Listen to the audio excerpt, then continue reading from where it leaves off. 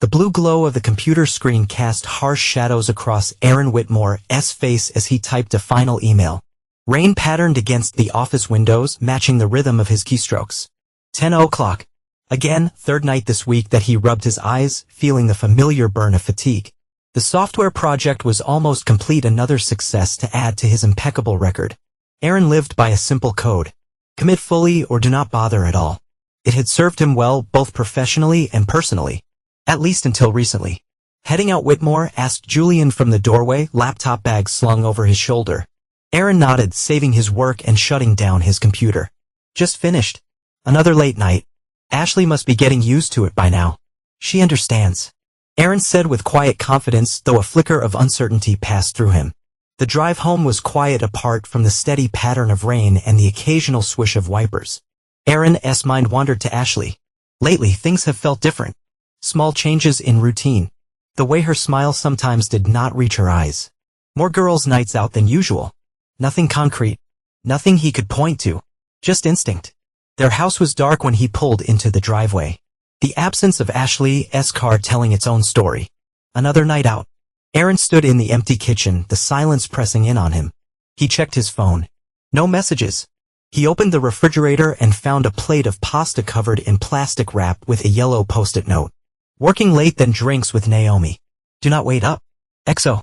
The handwriting seemed rushed. The XO an afterthought. Aaron heated the pasta and ate alone at their kitchen island, scrolling through emails. His phone buzzed, a voicemail from Ashley. He pressed play, expecting an explanation for her absence.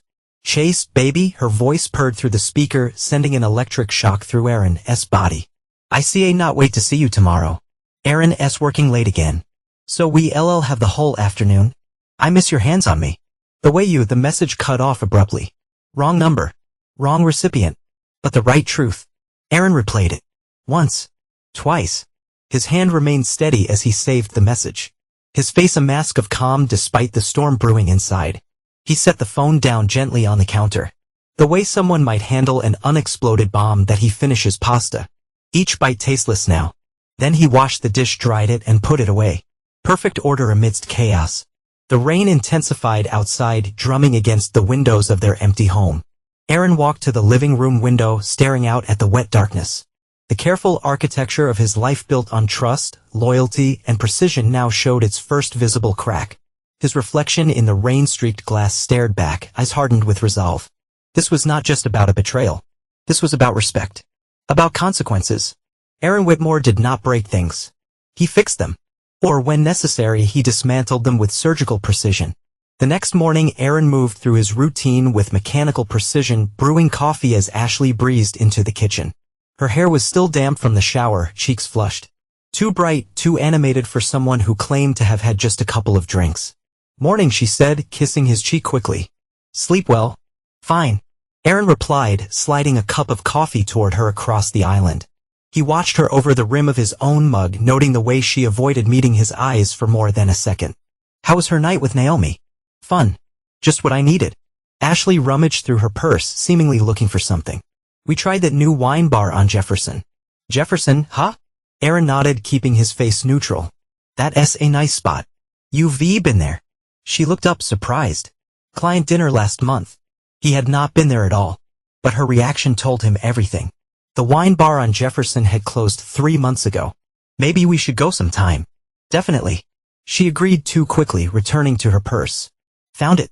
She pulled out her lip balm triumphantly, as if it were a shield against further questions. Aaron took another sip of coffee, remembering the voicemail. Chase.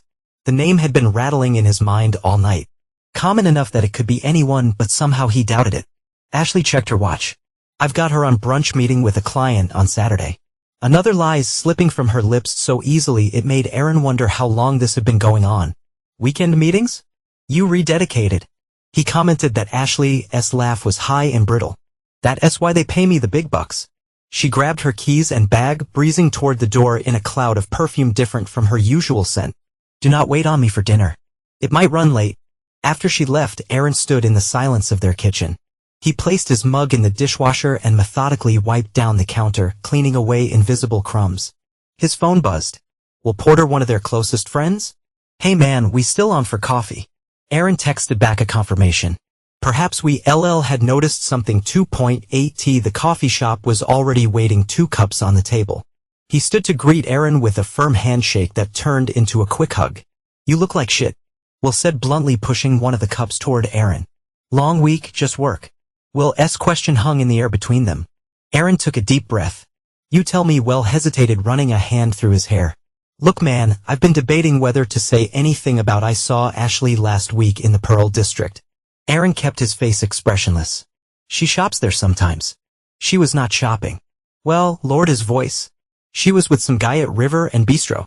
They looked close. What did he look like? Aaron asked, his voice measured. Tall, dark hair, built like he spends half his life in the gym. Will grimaced, touching her hand across the table. I ducked out before they saw me. Aaron nodded slowly, pieces falling into place. Thanks for telling me. What are you going to do? Aaron took a long sip of his coffee. Nothing yet. I need more information. You read too calm about this. Will said, studying his friend. If it were Naomi. We read different people. Aaron cut him off. I do not make decisions without all the facts. Will leaned back, a mixture of respect and concern on his face. Whatever you need. I'm here. They finished their coffee talking about safer topics. The Blazers' chances. Will's new project at work. The unusually rainy spring, but underneath ran a current of unspoken tension. The knowledge that Aaron's carefully ordered world was shifting. Yes, they parted ways outside. Will gripped Aaron's shoulder. Do not let this eat at you, man. Whatever's happening. Deal with it before it deals with you. Aaron nodded, appreciating his friend's concern. I intend to walk back to his car. Mind already churning with possibilities. Ashley's lies. The mysterious chase. The carefully constructed facade of their marriage cracking like thin ice under spring sun. Aaron did not break. He did not rage. He planned. The Portland sky had cleared by Sunday afternoon, bringing unexpected sunshine that drew people outdoors in droves. Aaron sat across from Naomi at a sidewalk cafe, watching pedestrians stroll past with ice cream cones and shopping bags. Ashley was catching up on work, leaving him free to meet with her closest friend without arousing suspicion. Naomi stirred her iced tea nervously. It's nice just grabbing lunch. We do not do this enough. No, we do not. Aaron agreed. His tone pleasant, but eyes watchful. Ashley's been so busy lately. Work is crazy for everyone right now. Naomi said quickly. That's what she tells me. Aaron took a bite of a sandwich, chewing thoughtfully. All these late nights and weekend meetings. Naomi's fingers tightened around her glass. You know, agency life and girls' nights. Aaron kept his voice casual. She mentioned you two tried that new wine bar on Jefferson the other night. A flicker of confusion crossed Naomi's face. Jefferson? No, we went. As she stopped abruptly, realizing her mistake. I mean, yes, it was nice. Aaron leaned forward slightly. Naomi, we've known each other for 8 years now. She nodded, avoiding his gaze. So let's not insult each other with lies. His voice remained gentle, but his eyes hardened. When was the last time you actually had a girls' night with Ashley? Naomi stared at her lap, silent for a long moment. Aaron, I do not want to be in the middle of this. You already are. She looked up, conflict clear on her face. About a month ago, we did have dinner, but she left early. Said she had a client emergency. And did you believe her? Naomi's silence was answer enough. Do you know who he is? Aaron asked, his calm exterior belying the storm within. I've only heard her mention a name once. Chase. That's all I know. Naomi's voice dropped to a whisper. She does not tell me details. I think she knows I do not approve. Aaron absorbed this confirmation without visible reaction, though something icy settled in his chest. Chase. Do you know his last name? No, I swear. Naomi reached across the table impulsively, grabbing his hand. Aaron, I'm so sorry. I should have said something sooner, but I hoped it would burn itself out. Aaron gently withdrew his hand. We both know Ashley better than that. Naomi's eyes welled with tears. What are you going to do? That depends on what else I discover. Aaron signaled for the check. Thank you for being honest. Finally, Aaron, please do not tell her we talked. She'll know it was me. He studied her for a moment. Your loyalty seems confused, Naomi. Figure out where it belongs. As Aaron drove home, his mind worked methodically through the information he gathered. His wife was having an affair with someone named Chase. No last name yet, but the puzzle was taking shape. AKT home? Aaron went to his office, a space Ashley rarely entered. He booted up his personal laptop and began his search with clinical detachment. Not private investigators. No dramatic confrontations. Just careful observation and the slow accumulation of evidence that he reviewed their credit card statements online, noting charges at restaurants and hotels on days Ashley claimed to be working late or with friends. He checked their shared calendar, identifying patterns in her absences, then he remembered something. The gym. Ashley had insisted they join the upscale fitness center downtown last year, though she'd been the only one who used it regularly. Aaron had got a handful of times enough to recognize the staff and regular members. He pulled up the gym's website and scrolled through the trainer profiles. There, smiling confidently at the camera, Chase Landon, personal trainer, dark hair, athletic build, exactly as Will had described. Aaron leaned back in his chair, the final piece clicking into place.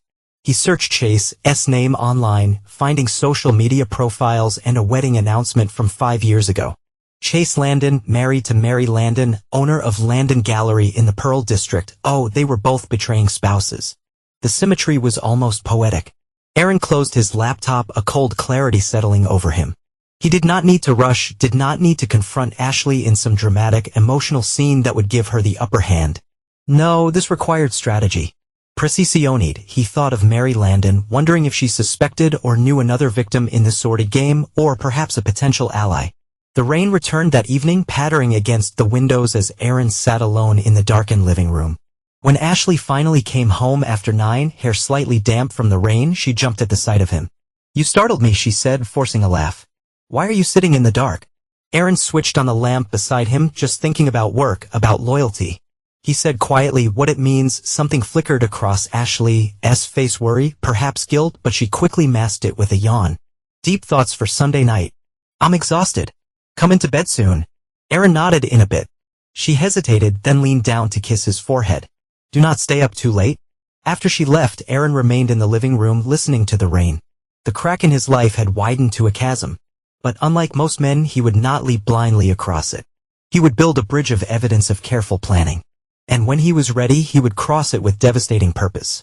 The Landon Gallery stood out among the art spaces in Portland's Pearl District, not the largest or most avant-garde, but distinguished by its thoughtful curation. Aaron lingered outside, watching patrons drift in and out of the evening's opening reception. Through the large windows, he could see elegant people with wine glasses circulating among abstract paintings that splashed color across the white walls. Among them moved Mary Landon, tall, striking with dark hair, swept into a simple knot. From his research, Aaron knew she was 39, just 3 years older than Ashley. But even from a distance, she projected a different energy, sharper, more self-contained. Aaron adjusted his tie and entered the gallery, accepting a glass of white wine from a server. He moved casually through the space, pausing to study various paintings. The art was surprisingly bold, vivid colors and strong lines that suggested barely contained emotion. "First time at our gallery," Aaron turned to find Mary Land, and beside him, professional smile in place. Up close, he noted the intelligence in her eyes, the slight tension in her shoulders. "Yes," he replied, "the collection is impressive. Thank you. This show focuses on transformation through disruption." She gestured to the painting before them, a serene landscape fractured by jagged red lines. The artist explores how unexpected breaks in our reality force new perspectives. "Fitting," Aaron commented, "some breaks are necessary for growth." Something in his tone made her look at him more closely. "Are you an art collector, Mr. Whitmore?" "Aaron Whitmore. And no, just an admirer. Though this particular theme speaks to me." He moved to the next, painting a shattered mirror reflecting multiple distorted images. "Do you find that most people resist these disruptions even when they re-inevitable?" Mary studied him, professional smile fading into something more genuine. "Most people cling to comfortable illusions until they re-force to see truth." She extended her hand. "Mary Landon, this is my gallery." "A pleasure." Aaron shook her hand, noting her firm grip. "Your husband must be proud of what you've created here." The slightest flinch quickly masked. "Chase supports my work in his way." She glanced around the crowded room. "Are you here alone, Mr. Whitmore?" "Aaron, please." "And yes, my wife had other commitments tonight." "As did my husband." Mary's smile turned brittle. "Personal training sessions run late sometimes." The subtext hung between them. Unacknowledged, but palpable. Aaron moved to a smaller painting in a quiet corner, two intertwined figures pulling away from each other, connected only by a thin red thread. "This one is particularly moving." Mary joined him. The artist calls it Betrayal's Thread. Evocative title. Betrayal leaves marks that never fully heal. Mary said quietly. It rewrites your story without permission. Aaron turned to face her directly. Some stories need rewriting. Their eyes met, a moment of silent understanding passing between them. No accusations, no names, just the shared recognition of parallel pain. Would you like to hear more about the artist process? Mary asked, professional veneers sliding back into place for passing patrons. Very much. Aaron nodded. I believe understanding the process helps appreciate the final result. They moved through the gallery, ostensibly discussing art while exchanging carefully coded observations about trust, deception, and consequences. By the time Aaron left an hour later, no direct mention of Ashley or Chase had been made, yet both understood perfectly what had transpired.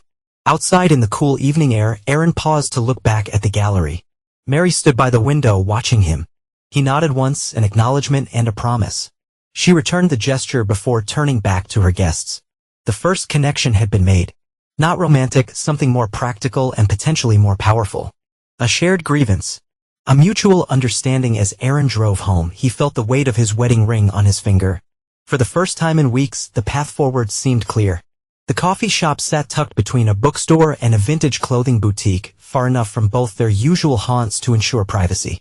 Aaron arrived first, selecting a table in the back corner with a clear view of the entrance.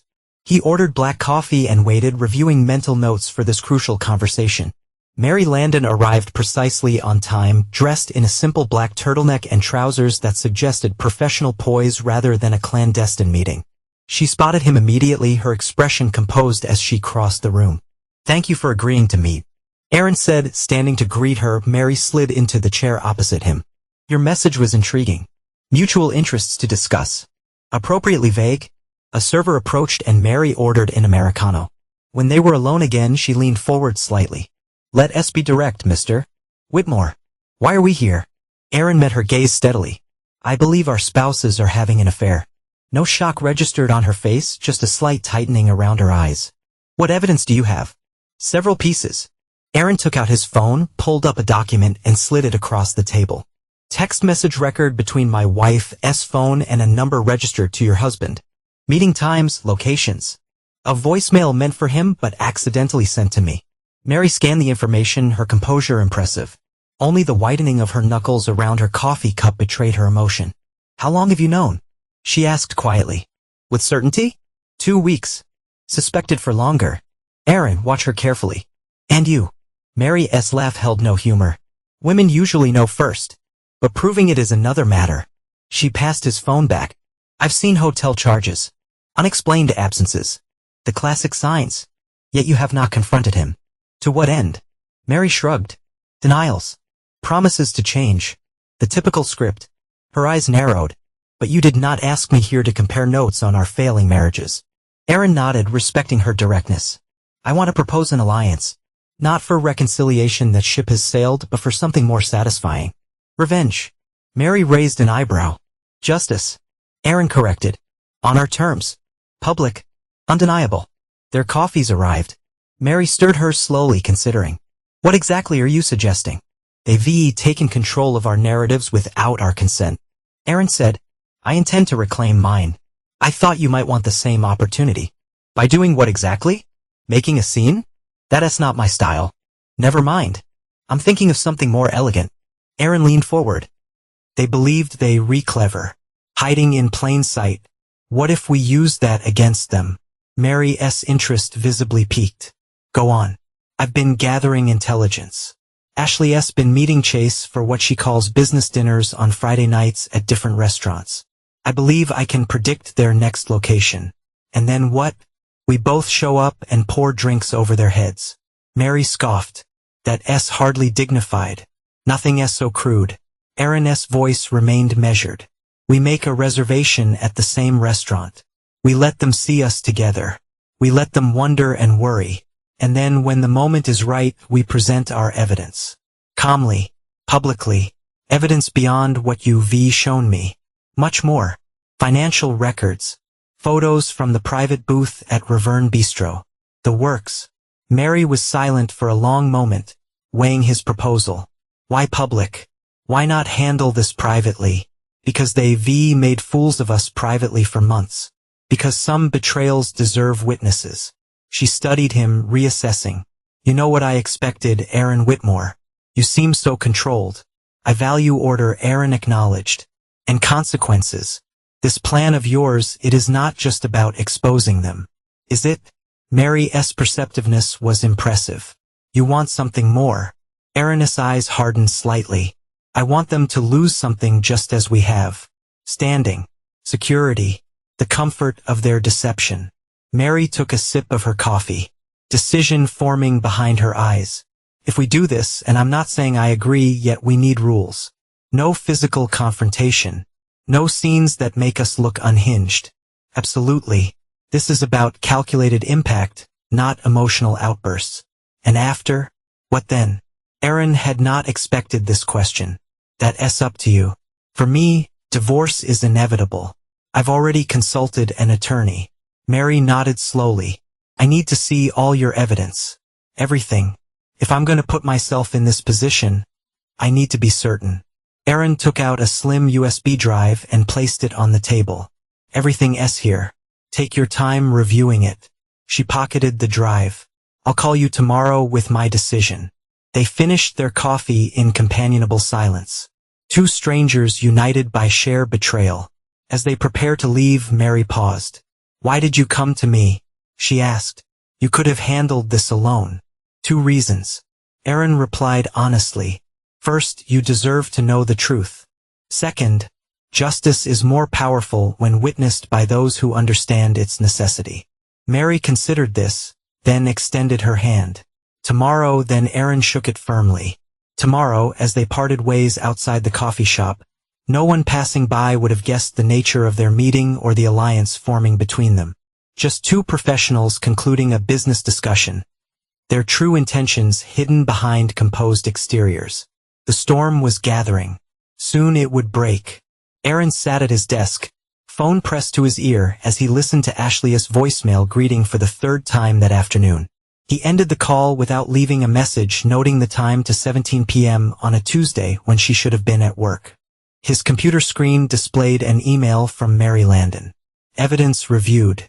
We need to talk, available this evening. He typed a quick affirmative response, then returned to the task at hand through careful observation of Ashley's patterns. He narrowed down the most likely restaurant for a next business dinner with Chase. 3 upscale establishments in downtown Portland fit their usual profile. Now he needed confirmation that Aaron's phone buzzed with a text from Will. Drinks tonight, CA not tonight. Tomorrow, sure. Everything okay. Will's concern was evident even through text. Getting there, Aaron replied, not elaborating further. He checked his watch, then picked up his desk phone and dialed the first restaurant on his list. Bellamy S. How may I help you? A hostess answered. Good afternoon. I'm calling to confirm a reservation for Friday evening under Whitmore or possibly Landon. Let me check, sir. A pause. I'm sorry. I do not see either name for Friday. Thank you. Aaron hung up and tried the second restaurant with the same result. His call to the third restaurant, Riviera, yielded different results. Yes, Mr. Landon has a reservation for 2 at 8 p.m. The hostess sounded pleased. A window table as requested. Perfect. Thank you for confirming. Aaron ended the call. A cold satisfaction settling over him. Target confirmed now for the venue preparation that he pulled up the contact information for Lydia Carver, owner of Riviera. 2 years ago, Aaron had helped her navigate a complex software lawsuit that had threatened her business. She promised to repay the favor someday. That day had arrived. He dialed her direct number, which few customers possessed. Aaron Whitmore, Lydia answered warmly. It's been too long. What can I do for you? Hello, Lydia. I'm calling a cash in that favor you once offered. There was a pause. I'm listening. I need a reservation for 2 at Riviera this Friday, 8 p.m. And I need a specific table. The restaurant's fully booked Friday. But for you, I'll make it happen. Which table adjacent to the window table reserved under Landon? Lydia's tone changed, growing more serious. Aaron, that sounds complicated. It is. Aaron kept his voice even. There's a situation I need to address. Discreetly but publicly, should I be concerned about disruptions to my restaurant? No scenes, no raised voices, he promised.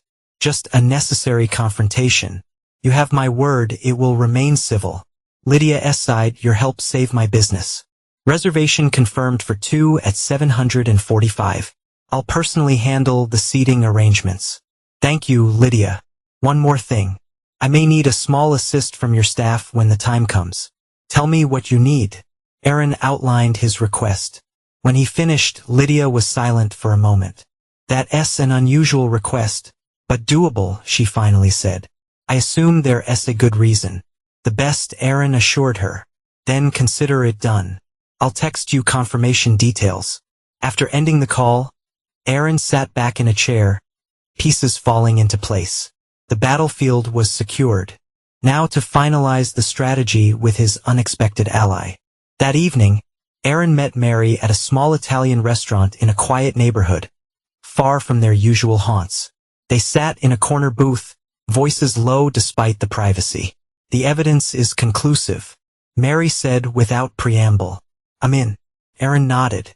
I've confirmed they have reservations at Riviera this Friday. 8 p.m. will be seated at the adjacent table. You've been busy. Mary looked impressed despite herself. And what happens after we reseated? We act normal.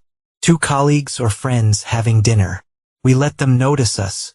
They be uncomfortable, possibly leave. They would not. Aaron countered. Ashley hates public scenes more than anything. She pretend everything is normal. Chase will follow her lead. Mary considered this. Then what? Aaron detailed the rest of his plan, watching Mary's expression shift from skepticism to reluctant admiration. That's ruthlessly elegant, she admitted when he finished. But it hinges on perfect timing, which is why I need your complete commitment. Once we start, there's no backing out. Mary sipped her wine, studying him. You not what most people would expect from a wronged husband. No rage. No impulsiveness. Rage is inefficient. Precision is everything. To precision, then. Mary raised her glass in a toast. And to justice. They clinked glasses, sealing their pact. They finished dinner, discussing final details. Mary asked the question Aaron had been expecting. Do you think they love each other? Aaron considered this. Does it matter? I suppose not. Mary acknowledged. But I wonder what they tell themselves to justify it. People construct elaborate narratives to excuse their worst behavior. Aaron said, our job is to shatter those narratives. Mary nodded, a new resolve in her eyes. Friday, then, I should warn you I'll be bringing something additional to the table. Oh, you not the only one who's been gathering evidence. A small, fierce smile played at her lips. Chase has been careless in other areas of his life too. Aaron raised an eyebrow. Intrigued. Care to elaborate? Let's keep some surprises for Friday. Mary stood to leave. I'll meet you at Riviera at 730. Were something memorable? As he watched her walk away, Aaron felt a flicker of admiration for this woman who channeled her pain into such focused purpose. They were more alike than he initially realized, both valuing order, both demanding consequences for betrayal. The battlefield was chosen. The allies prepared. Now, they waited for the perfect moment to strike. That Aaron's younger brother, Evan, stood in Aaron's home office, arms folded as he leaned against the bookshelf. At 35, he shared Aaron's height and build, but where Aaron projected contained intensity. Evan radiated an easy charm that disguised his sharp intelligence. You sure about this? Evan asked, examining the small microphone in his palm. Seems like overkill. Insurance. Aaron replied, sorting through documents on his desk. Everything needs to be documented. Getting Mary Landon involved, orchestrating this dinner ambush. Evan shook his head. Why not just confront Ashley directly? Or hell, just file for divorce and be done with it. Aaron looked up, meeting his brother's concerned gaze. This is not just about ending a marriage. That's about truth. Consequences. Revenge, you mean? Justice. Aaron corrected. Ashley and Chase did not just have an affair. They systematically lied, manipulated people who trusted them. Actions have consequences. Evan sighed, recognizing the resolve in his brother's eyes. You know, I've got your back. Always have. He held up the microphone. So this goes where? Inside jacket pocket. It connects my phone to record everything. Is it recording without consent illegal in Oregon? Aaron's smile was tight. Not in public places where there's no reasonable expectation of privacy. I checked. Evan nodded, impressed despite his reservations. Always thorough. It matters. Aaron sorted through more papers, selecting several to place in a slim folder. This has to be handled perfectly. The doorbell rang, interrupting them. Aaron checked his watch. That'll be Naomi. Evan raised an eyebrow. Ashley's friend. That's a complicated addition. She's wavering. I need to know where she stands before Friday. Aaron went to answer the door, finding Naomi on the porch looking nervous. Her eyes widened at the sight of Evan when they entered the living room. I did not know anyone else would be here, she said, clutching her purse tightly. My brother is helping me with something. Aaron explained. He'll give us privacy in a minute. Evan took the hint. I'll be in the kitchen. Want some coffee, Naomi? No, thanks. Her voice was tight. Once Evan left, Aaron gestured for Naomi to sit. She perched on the edge of the couch, tension radiating from her. Ashley knows we talked. She blurted out. She confronted me yesterday. Aaron remained calm. What did you tell her? That you had questions, but I did not reveal anything. Naomi's eyes were pleading. Aaron, I'm caught in the middle here. Ashley's been my friend for years, but what she's doing is wrong. I do not know what to do. You pick a side. Aaron said, his voice gentle but firm. Not mine, not hers. Truth or deception? It's not that simple. It is. Aaron leaned forward. Naomi, I'm not asking you to betray Ashley. She's already betrayed both of us. I'm asking you to stand for what's right, by helping you humiliate her publicly. She told me about Friday night that she saw your name on a reservation list somehow. She's paranoid you refollowing her. So Ashley knew he'd be at Riviera. Interesting. What else did she say? Naomi hesitated. That you would not understand that things between you been dead for years. She looked down. That chase makes her feel alive again. Aaron absorbed this without visible reaction, though the words cut deep. And you believe that justifies months of lies. No, Naomi admitted, but Aaron, this plan of yours, it seems so cold as opposed to what they did, which was warm and considerate. The edge of his voice made Naomi flinch. Aaron took a breath, modulating his tone. I'm not asking you to participate. Just to understand why this needs to happen. What do you need from me then? Neutrality. If Ashley asks about my plans, you do not know anything. Naomi nodded slowly. I can do that. She paused. For what it's worth, I never approved of what she's doing. Never. Yet you kept her secret. I thought it would end that she'd come to her senses. Naomi looked up, eyes shining with unshed tears. She's making a terrible mistake. Aaron, you're a good man. Aaron stood, signaling the end of their conversation. Friday will change everything. Naomi, be prepared for that. After she left, Evan emerged from a kitchen. That sounded intense. Ashley knows I'll be at Riviera. Aaron said she suspects something. Will that change your plans? Aaron considered this, then shook his head. No, it adds an element of anticipation that might actually work in our favor. You're scary sometimes, you know that. Evan said, but his tone held admiration. So cold and calculated about all this. Not cold. Aaron corrected. Controlled. There's a difference. Evan nodded, conceding the point. Need me to be there Friday? Back up. No. This need to be just Mary and me. Clean, precise. Evan stepped forward, placing the microphone on the desk. All set. Battery lasts 6 hours. He gripped Aaron's shoulder. Whatever happens, remember you've got family who has your back.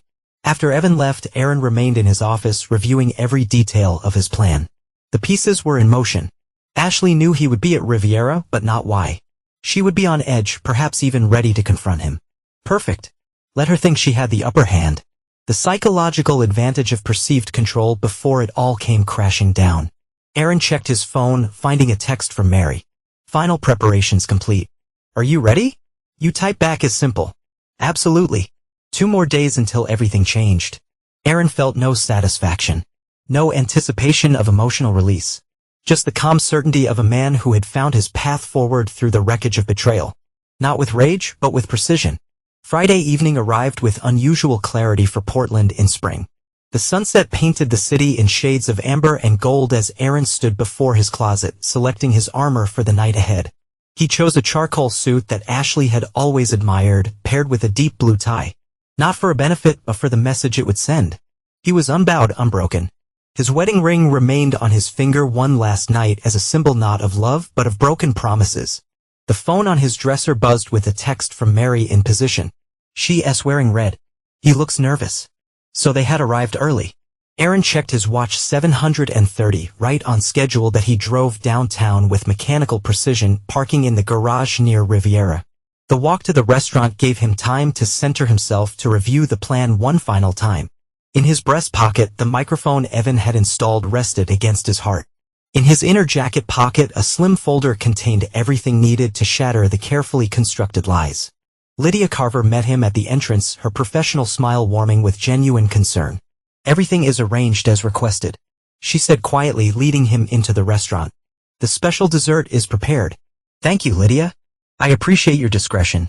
She nodded, guiding him through the elegant dining room. "Table 7, as promised, your companion has already arrived." At the table sat Mary Landon, striking in a black dress that suggested funeral elegance. Her dark hair fell in loose waves around her shoulders, and her makeup was flawless armor of a different kind.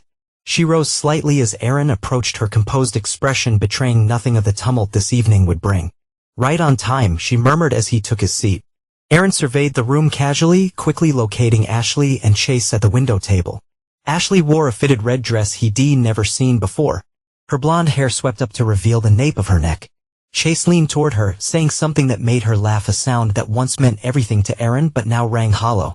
Ashley had not noticed him yet. "Good. They look comfortable," Mary observed, voice neutral. "Practiced. They would not be for long." Aaron opened his menu. "Shall we begin?" They ordered wine and appetizers, maintaining the appearance of a normal dinner. Their conversation remained deliberately professional, two colleagues discussing business, nothing that would raise suspicions if overheard. When their wine arrived, Mary raised her glass. "To clarity," she said, loud enough to carry. "In consequences," Aaron added, clinking his glass against hers. The sound caught Ashley's attention. Her head turned, eyes widening as they locked with Aaron's across the room. The color drained from her face before quickly returning in a flush of alarm or anger, perhaps both. Chase followed her gaze, his reaction more controlled but equally telling, a slight stiffening of his shoulders, a forced smile as he turned back to Ashley, speaking rapidly in low tones. "They've seen us," Mary noted unnecessarily. "She looks rattled." "She'll recover," Aaron predicted. "She always does." True to his assessment, Ashley visibly composed herself, leaning back in her chair with deliberate casualness. She whispered something to Chase, then in a bold move that surprised even Aaron, raised her glass in their direction before taking a sip. "Impressive recovery," Mary conceded, though a bit desperate. Their appetizers arrived, delaying the next phase of their plan. They ate unhurriedly, aware of frequent glances from the window table but not acknowledging them. "Are you nervous?" Mary asked quietly. Aaron considered the question. "No, this moment has felt inevitable since I heard that voicemail." No second thoughts, no desire to just walk away. "None." Aaron met her gaze steadily. Mary shook her head. "I just want it done." As their main courses arrived, the tension in the restaurant thickened. Ashley and Chase maintained their facade of romantic dinner, but their movements had become stilted, performative. Twice Ashley checked her phone, perhaps texting for advice or support. Chase drank his wine too quickly, signaling for another glass. "She's getting bolder," Mary noted as Ashley's laugh rang out, deliberately louder than necessary. "Making a point." "Desperation," Aaron replied, unmoved. "She thinks if she acts unconcerned, we'll back down." "She does not know you very well, does she?" The question hung between them as they continued their meal. Aaron found himself studying Mary with new appreciation. Her composure, her clarity of purpose matched his own. In another life, under different circumstances, they might have been friends. "It's time," he said finally, checking his watch. "Are you ready?" Mary drew a deep breath, the first crack in her composure. "Yes." Aaron made eye contact with Lydia across the room, giving the slightest nod. She acknowledged with a similar gesture before disappearing into the kitchen and to the window table. Ashley leaned toward Chase, their fingers intertwined on the tablecloth. The intimacy of the gesture struck Aaron like a physical blow, not from pain, but from the sheer audacity. She knew he was watching. This was deliberate. Mary saw it too. "Now," she said, her voice hardening. Aaron stood, Mary following suit. They approached the window table with unhurried confidence. Ashley saw them coming, her smile freezing in place. Chase started to rise, but Aaron gestured for him to remain seated. "Ashley," Aaron said coolly, "Chase, mind if we join you?" Without waiting for an answer. He pulled out a chair from a nearby empty table and sat. Mary did the same. Aaron, what are you doing? Ashley hissed, her composure cracking. This is inappropriate. Aaron raised an eyebrow, an interesting choice of words. Chase cleared his throat. Look, man, I think I'm not particularly interested in what you think. Chase, Aaron cut him off smoothly, or what you feel, or what justifications you've created to explain your actions. Mary turned to her husband, her voice even. Did you enjoy the hotel last weekend? The one charged to our joint credit card. Chase's expression hardened. Mary, this is not the place. Where's south the place, Chase? Mary asked. Our home, where you promised fidelity? The marriage counselor's office you refused to visit? Where? Exactly. Would you prefer to discuss your betrayal? Ashley's face had gone pale again. Aaron, please. People are staring. Yes, they are.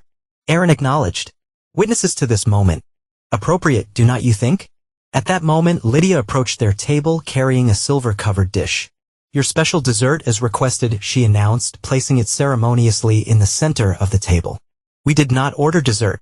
Chase said, confusion momentarily overriding his discomfort. Compliments of your hosts, Lydia replied, gesturing toward Aaron and Mary before stepping back. Aaron reached forward and removed the silver cover. Instead of dessert, the platter held an arrangement of printed photographs, hotel receipts, and text message transcripts. In the center, a card bore a handwritten message to loyalty, now a thing of the past. Ashley gasped, her hand flying her mouth. Chase's face darkened with anger as he recognized the evidence of their affair laid out for all to see. What the hell is this? He demanded, voice rising despite the public setting. Evidence, Aaron replied simply, of months of deception, of calculated betrayal. He turned to Ashley, of the death of whatever we once had. Aaron, Ashley pleaded, tears welling in her eyes. We could talk about this privately. This is cruel, Mary interjected. Was it kind of lie to our faces? To steal our time, our trust, our dignity? The restaurant had grown quiet. Other diners now openly watching the drama unfold. Aaron felt no satisfaction. Only a cold certainty that justice was being served. A file for divorce, he told Ashley calmly. The papers will be delivered Monday. I've documented everything, the affair, the lies, the timeline. Fighting it would be futile. Ashley's tears spilled over. Aaron, please. This is not you. You do not do things this way. You do not know me anymore. Aaron replied. Perhaps you never did. Chase, recovering from his initial shock, leaned forward aggressively. You've made your point. Now leave us alone. Actually, Mary said, pulling a folder from her purse. We're not quite finished. She removed several documents, sliding them toward Chase. Financial records from a gym. Client accounts you've been skimming from for months. Quite systematically, I must say. The color drained from Chase's face. That's a lie. The investigators did not think so, Mary replied. Nor did the police when I filed the report this morning. Ashley stared at Chase in shock. What is she talking about? Chase grabbed Ashley's wrist. Do not listen to her. She's making this up. Aaron's voice cut through the tension. She's not. And you knew, Ashley. The transfers to your private account show you knew. Ashley's expression confirmed it before her words could deny it. Guilt, panic, the realization that she was implicated in something far worse than an affair. I did not, she began. Save it for the authorities. Mary interrupted. The evidence has already been provided to them. Chase stood abruptly, towering over the table. You fucking bitch, he snarled at Mary. You had no right. Sit down, Mr. Landon. Lydia's voice commanded from behind him, where she stood with the restaurant security guard, where you'll be escorted out. Immediately, the threat of further public humiliation forced Chase back into his seat, though rage continued to radiate from him. Aaron stood, buttoning his jacket calmly. We refinished here, he announced. In every possible way. Mary rose beside him with equal dignity. Enjoy explaining the embezzlement charges, she told Chase. I hear the gym's owner is particularly upset. As they turned to leave, Ashley reached for Aaron's arm. Aaron, wait, you see, not just. He looked down at her hand, then into her eyes. Goodbye, Ashley. The finality in his tone made her recoil as if struck. Aaron and Mary walked away together, leaving chaos in their wake. Behind them, they could hear Ashley's muffled sobs and Chase's angry muttering as they tried to process what had just happened. I could see the restaurant entrance. Lydia approached them one last time. Was it what you needed? She asked Aaron quietly. It was necessary, he replied. Thank you for your help. Outside in the cool evening air, Aaron and Mary stood silent for a moment, the adrenaline of confrontation beginning to ebb. Are you all right? Aaron asked finally. Mary nodded, a strange smile playing at her lips. Better than I expected. You the same. He offered his hand. Thank you for your partnership in this. She shook it firmly. We make a formidable team, Aaron Whitmore. We do, Mary Landon. They parted ways without further words, each heading toward a future suddenly unburdened by deception but heavy with new realities. The night air felt cleaner somehow, as if the truth had cleared away some invisible pollution. Aaron walked to his car, the weight of his wedding ring noticeable for the first time in years. Tomorrow he would remove it.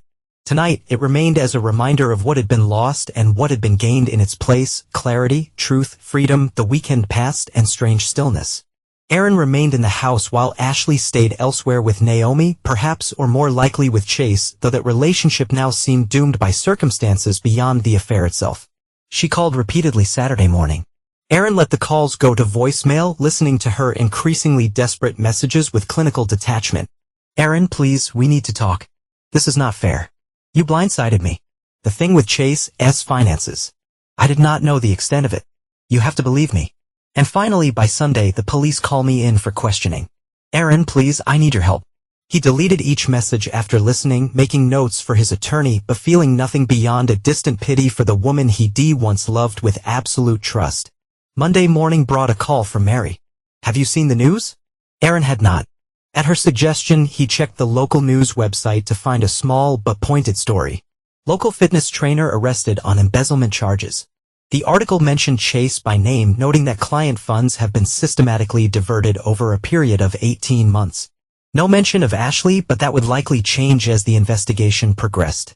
How are you holding up? Mary asked, focused. Aaron replied truthfully. The divorce papers are being delivered today. You relieved strangely enough. It's over. No more pretending. They spoke briefly about practical matters, changing locks, separating accounts, the mechanics of dismantling shared lives. There was comfort in these details, an ordered process of ending what had once seemed permanent.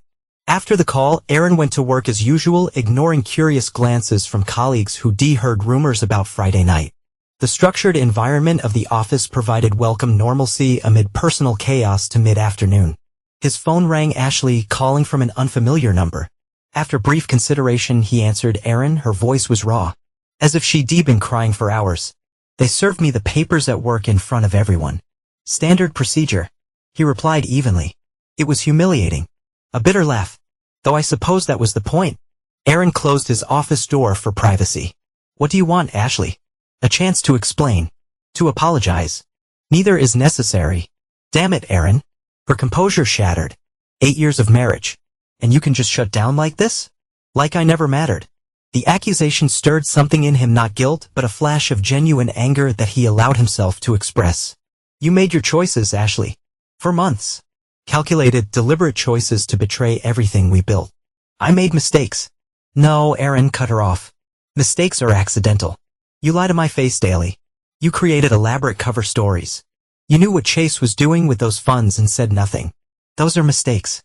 Their character. Silence stretched between them, broken only by her uneven breathing. The police think I was involved, she finally said. In Chase's embezzlement. Were you another long pause? Not directly.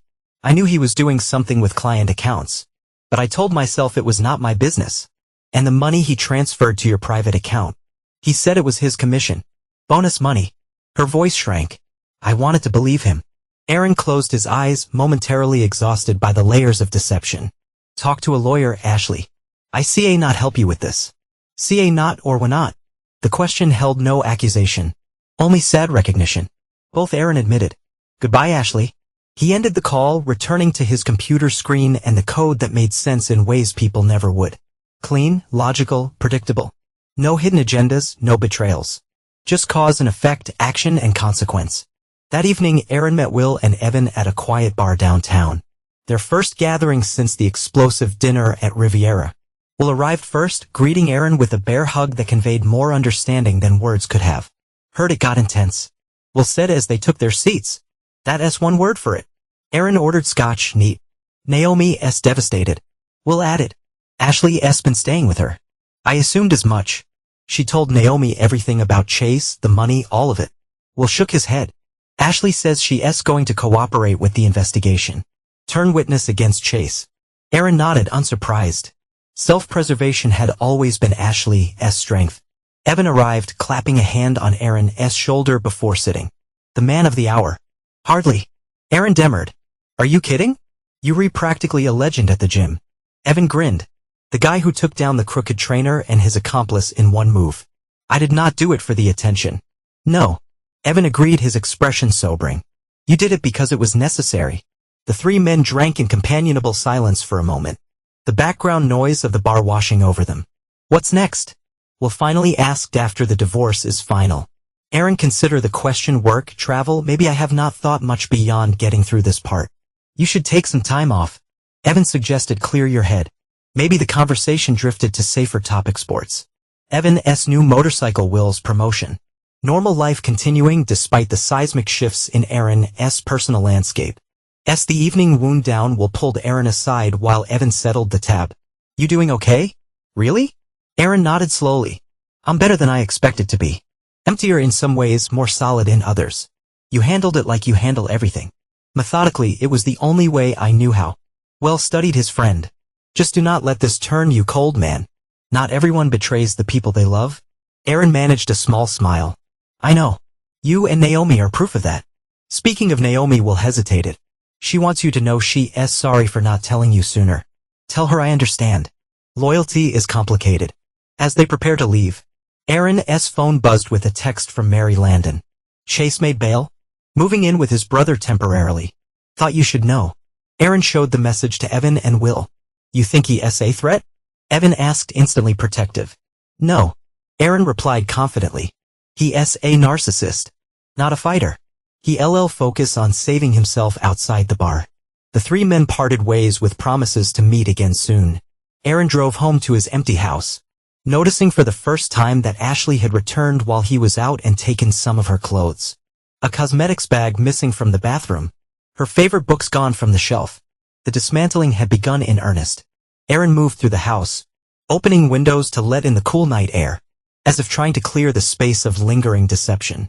In the bedroom, he finally removed his wedding ring, placing it in a drawer where he would not have to see it. Not a symbolic gesture of closure. Aaron did not believe in such things, but a practical acknowledgement of changed circumstances. The ring no longer represented anything real. As he prepared for bed, his phone buzzed again. Another text from Mary. Thank you for everything. It's strange, but I feel more myself than I have in years. Aaron understood exactly what she meant. Likewise, he replied. Strange days ahead. But honest ones, came her response. Finally, Aaron put down his phone and turned off the light. Lying in darkness that felt cleaner somehow than before. The storm had broken. The damage was done. What remained was rebuilding on foundations of truth this time. Not illusion that he slept without dreams for the first time in months. 1 week after the confrontation at Riviera, Aaron sat in his attorney's office, reviewing the proposed divorce settlement. Rebecca Chun, a sharp-featured woman with 20 years of experience handling high-conflict divorces, walked him through the details with clinical precision. Given the circumstances and the evidence you provided, Ms. Whitmore has limited grounds to contest anything. Rebecca explained. Her attorney is pushing for a better division of assets. But we holding firm. Aaron nodded, scanning the documents and my conditions. Non-negotiable as requested. She retains her personal accounts minus any funds demonstrably connected to Mr. Landon's activities.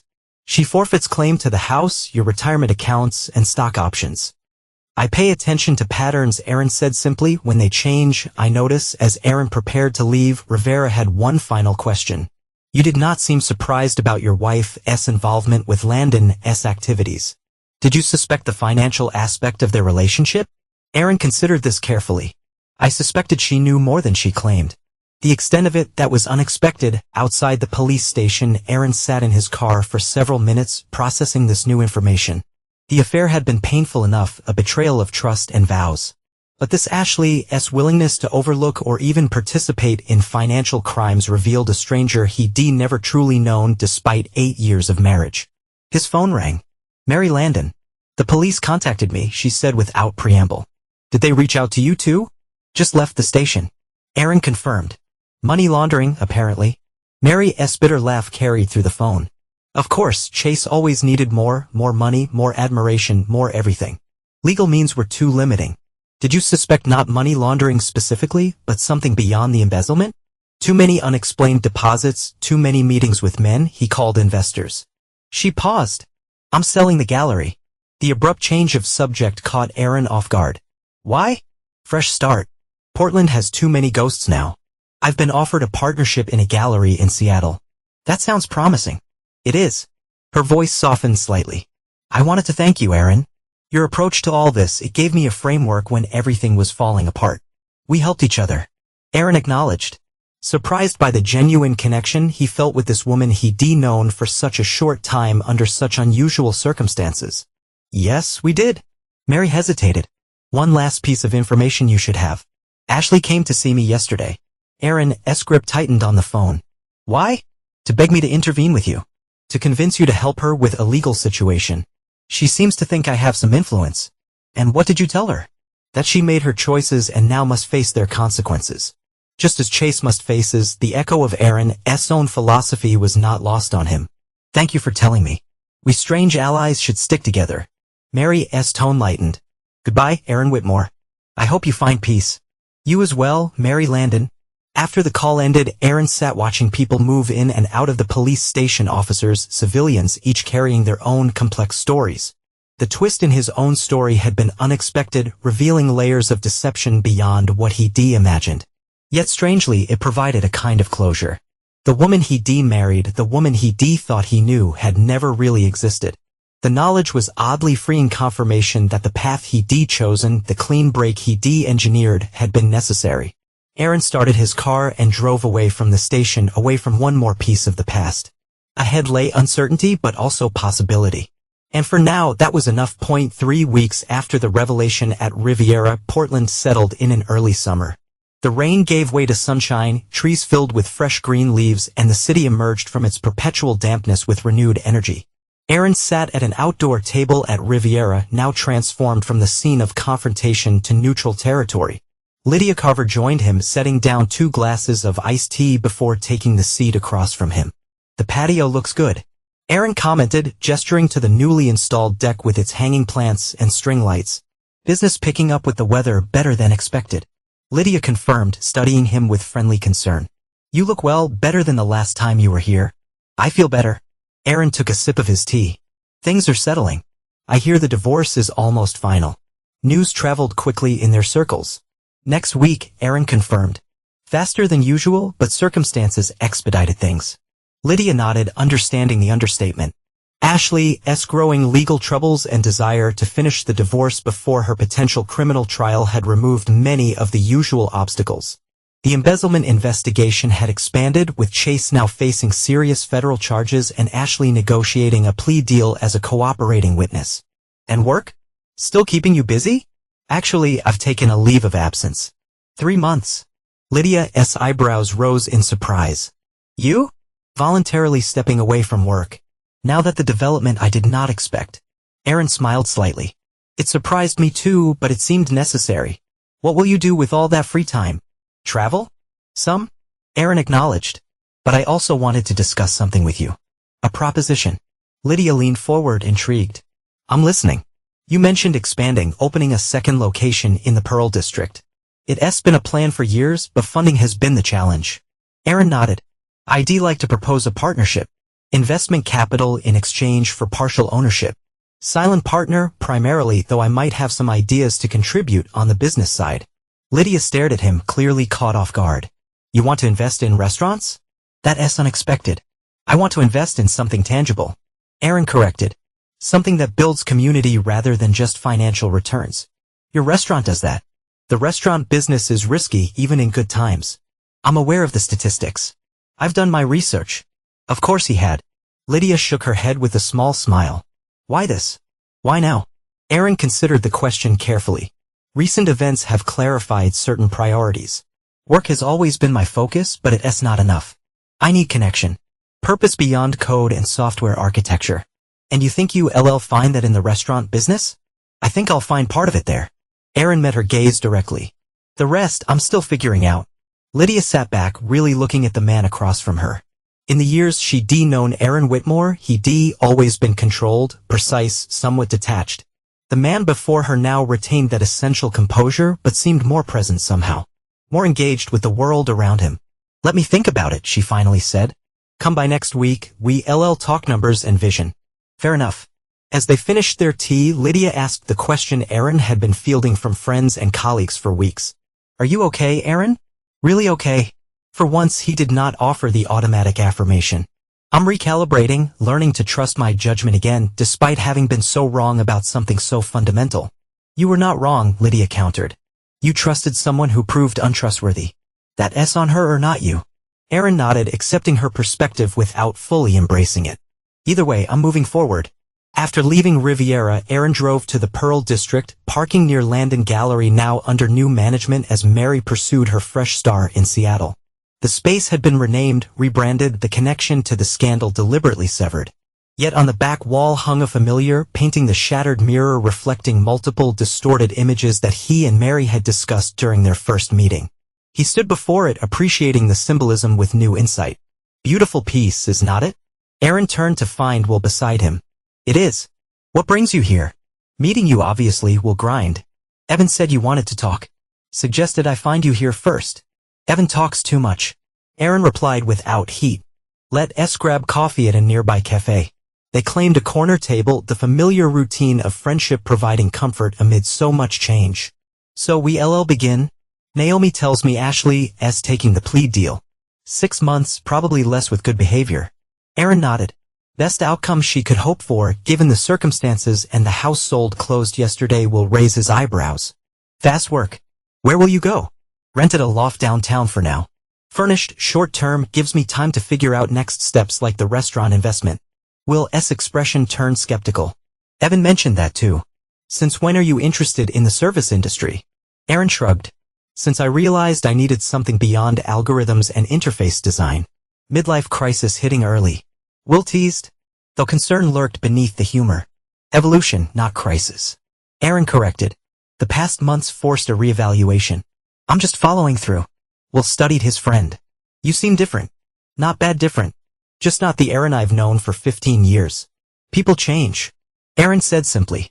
"Sometimes by choice. Sometimes by circumstance. And sometimes by betrayal." Will added quietly. Aaron acknowledged this with a slight nod. "I would not know what happened to find me. But I would not pretend it did not change me either." "Fair enough." Will lifted his cup in a small toast. "To evolution then." They finished their coffee discussing lighter matters. Will's children's latest exploits. Evan's new motorcycle, the upcoming Blazer season. Normal life continuing as it always did. Regardless of personal earthquakes that they prepared to leave. Will hesitated. "One more thing you should know, Naomi ran into Mary Landon last week before she left for Seattle." "Oh, she asked about you, seemed genuinely concerned for your well-being." Aaron absorbed this with mild surprise. "We shared an unusual experience. Unusual enough to stay in touch." Will's expression was carefully neutral. But the question held layers. "I had not planned to." "Maybe you should." Will shrugged. "Just a thought." They parted ways outside the cafe. Will heading home to his family. Aaron to his temporary loft. The space was modern, minimal, a blank slate that suited his current state of mind. No history. No memories. Just possibility on his laptop. Aaron found an email from Rebecca Chun confirming the final divorce hearing date. Another from Detective Rivera requesting a follow-up interview regarding the expanding case against Chase Landon. A third from a property management company with listings in several Portland neighborhoods. Life reorganizing itself around new parameters after responding to the necessary messages. Aaron hesitated, then opened a new email to Mary Landon. Brief, straightforward, asking how the Seattle transition was proceeding. That he sent it without overthinking, then moved to the loft's large windows overlooking the city. Portland spread before him. Familiar yet somehow new. The same buildings, streets and bridges, but viewed from a different angle, a different perspective. His phone buzzed with a text from Evan. "Dinner tomorrow? Bringing someone you should meet." Aaron smiled slightly at his brother's transparent attempt at matchmaking. "Too soon." He texted back. "But dinner?" "Yes." Another buzz. This time an email notification. Mary had responded already. Her message similarly brief but warm. She was settling in well. The Seattle gallery partners were welcoming. The rain was even more persistent than Portland's. And yes, she'd like to stay in touch. Aaron closed his laptop, returning to the window view. The early evening light cast long shadows across the city. Golden hour transforming the urban landscape. Below, people moved along sidewalks into restaurants, returning home or heading out for the night. Lives intersecting, diverging, continuing. He thought of Ashley briefly, wondering where she was at this moment, what she was thinking as her carefully constructed world collapsed around her, not with satisfaction or vindication, but with a distant, almost academic curiosity. She had become a chapter in his story, not the narrative itself. His reflection in the window looked back at him, familiar yet subtly changed. The same features, the same composed expression, but something different in the eyes. Not hardness exactly, but clarity. Resolve. Aaron turned from the window, reaching for his notebook where he'd been sketching ideas for Lydia's second restaurant location. Life continued. Not the life he planned or expected, but perhaps a more authentic one. To some tables you build, some you burn. And sometimes from the ashes you create something new, something stronger, more honest, more uniquely yours. In the gathering dusk of a Portland summer evening, Aaron Whitmore began to build again.